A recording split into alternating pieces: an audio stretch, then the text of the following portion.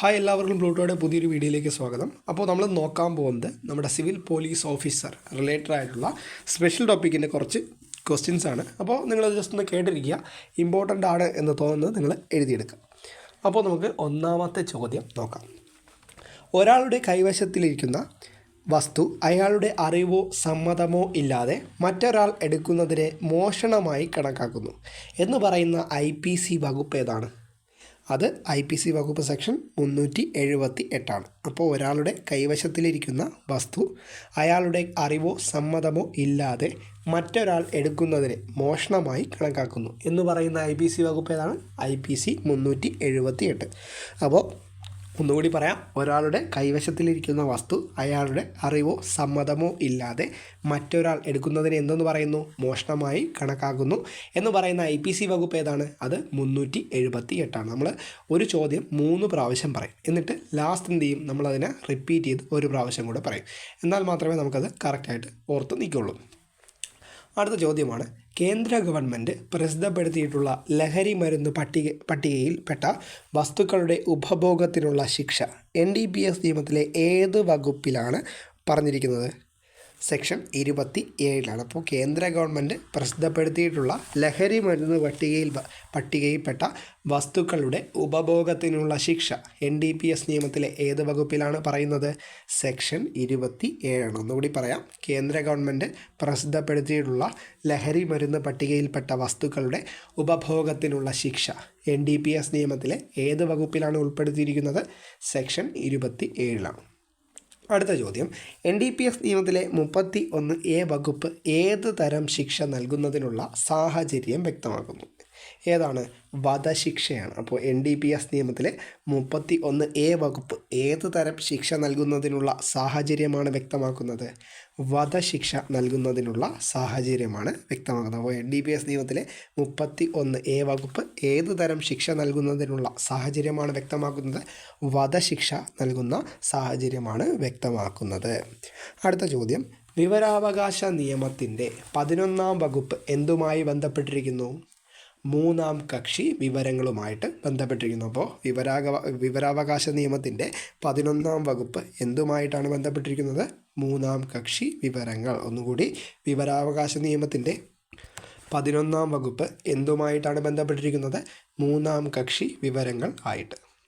അടുത്ത ചോദ്യം, പോലീസിന് ഓഡിയോ, വീഡിയോ, ഇലക്ട്രോണിക് മാധ്യമങ്ങൾ എന്നിവ വഴി തെളിവ് ആവശ്യത്തിന് റെക്കോർഡുകൾ ചെയ്ത് സൂക്ഷിക്കാൻ അധികാരം നൽകുന്ന വകുപ്പ് ഏതാണ്? സെക്ഷൻ 33. അപ്പോൾ പോലീസിന് ഓഡിയോ, വീഡിയോ, ഇലക്ട്രോണിക് മാധ്യമങ്ങൾ എന്നിവ വഴി തെളിവ് ആവശ്യത്തിന് റെക്കോർഡുകൾ സൂക്ഷിക്കാൻ അധികാരം നൽകുന്ന വകുപ്പ് ഏതാണ്?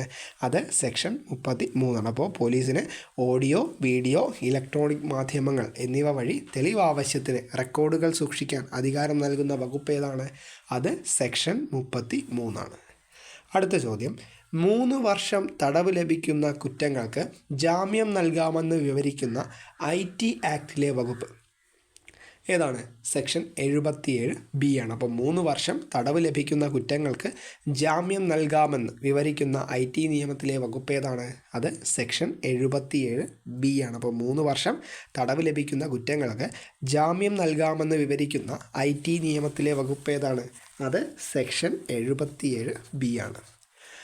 അടുത്ത ചോദ്യം, കോട്ട്പ നിയമത്തിലെ ഏത് വകുപ്പാണ് 18 വയസ്സിന് താഴെയുള്ള വ്യക്തികൾക്ക് പുകയില ഉൽപ്പന്നങ്ങൾ വിൽക്കുന്നത് നിരോധിച്ചിട്ടുള്ളത്? ഏത് വകുപ്പാണ്? സെക്ഷൻ 6 ആണ്. അപ്പോൾ കോട്ട്പ നിയമത്തിലെ ഏത് വകുപ്പാണ് 18 വയസ്സിന് താഴെയുള്ള വ്യക്തികൾക്ക് പുകയില ഉൽപ്പന്നങ്ങൾ വിൽക്കുന്നത് നിരോധിച്ചിട്ടുള്ളത്? സെക്ഷൻ 6 ആണ്. അപ്പോൾ കോട്ട്പ നിയമത്തിലെ ഏത് വകുപ്പാണ് 18 വയസ്സിന് താഴെയുള്ള വ്യക്തികൾക്ക് പുകയില ഉൽപ്പന്നങ്ങൾ വിൽക്കുന്നത് നിരോധിച്ചിട്ടുള്ളത്? സെക്ഷൻ 6. അടുത്ത ചോദ്യം, ഡേറ്റാ സംരക്ഷണത്തിൽ പരാജയപ്പെട്ടാലുള്ള നഷ്ടപരിഹാരത്തെക്കുറിച്ച് വിശദീകരിക്കുന്ന IT നിയമത്തിലെ വകുപ്പ് ഏതാണ്? സെക്ഷൻ 43A ആണ്. അപ്പോൾ ഡേറ്റാ സംരക്ഷണത്തിൽ പരാജയപ്പെട്ടാലുള്ള നഷ്ടപരിഹാരത്തെക്കുറിച്ച് വിശദീകരിക്കുന്ന IT നിയമത്തിലെ വകുപ്പ് ഏതാണ്? അത് സെക്ഷൻ 43A ആണ്. അപ്പോൾ ഡേറ്റാ സംരക്ഷണത്തിൽ പരാജയപ്പെട്ടാലുള്ള നഷ്ടപരിഹാരത്തെക്കുറിച്ച് വിശദീകരിക്കുന്ന IT നിയമത്തിലെ വകുപ്പ് ഏതാണ്? അത് സെക്ഷൻ 43A ആണ്.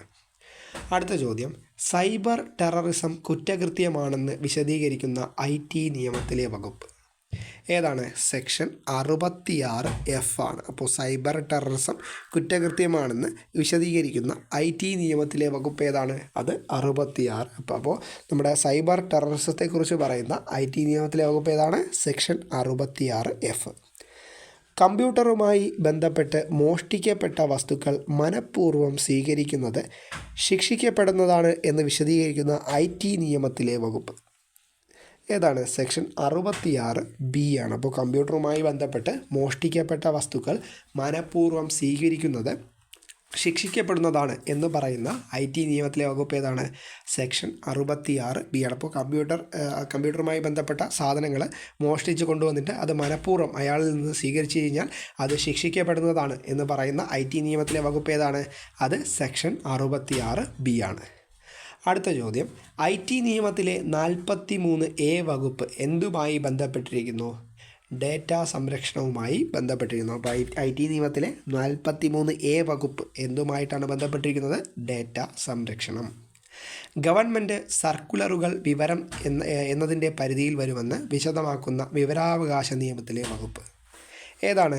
സെക്ഷൻ 2F ആണ്. അപ്പോൾ ഗവൺമെൻറ് സർക്കുലറുകൾ വിവരം എന്നതിൻ്റെ പരിധിയിൽ വരുമെന്ന് പറയുന്ന വിവരാവകാശ നിയമത്തിലെ വകുപ്പ് ഏതാണ്?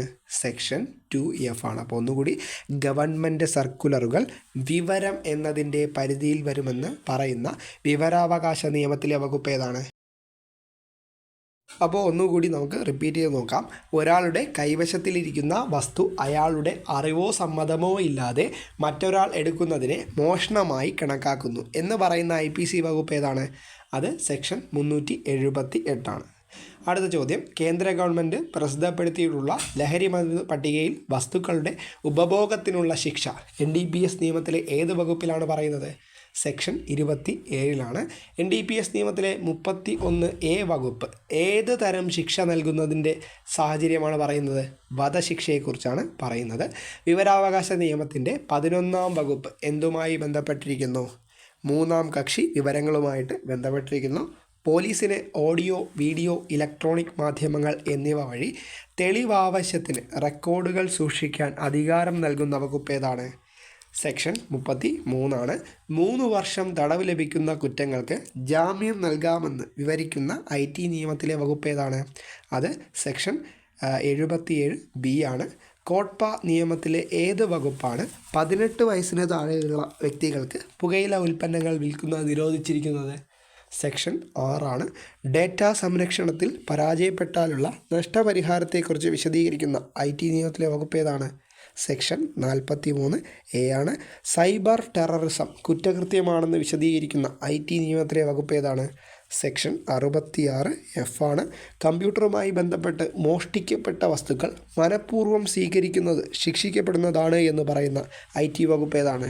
അത് സെക്ഷൻ 66B ആണ്. IT നിയമത്തിലെ 43A വകുപ്പ് എന്തിനെക്കുറിച്ചാണ് പറയുന്നത്? ഡേറ്റ സംരക്ഷണത്തെക്കുറിച്ചാണ് പറയുന്നത്. ഗവൺമെൻറ് സർക്കുലറുകൾ വിവരം എന്നതിൻ്റെ പരിധിയിൽ വരുമെന്ന് വിശദമാക്കുന്ന വിവരാവകാശ നിയമത്തിലെ വകുപ്പ് ഏതാണ്? സെക്ഷൻ 2F ആണ്. അപ്പോൾ ഇത്രയാണ് നമ്മൾ ഈ ഒരു വീഡിയോയിൽ പറഞ്ഞത്.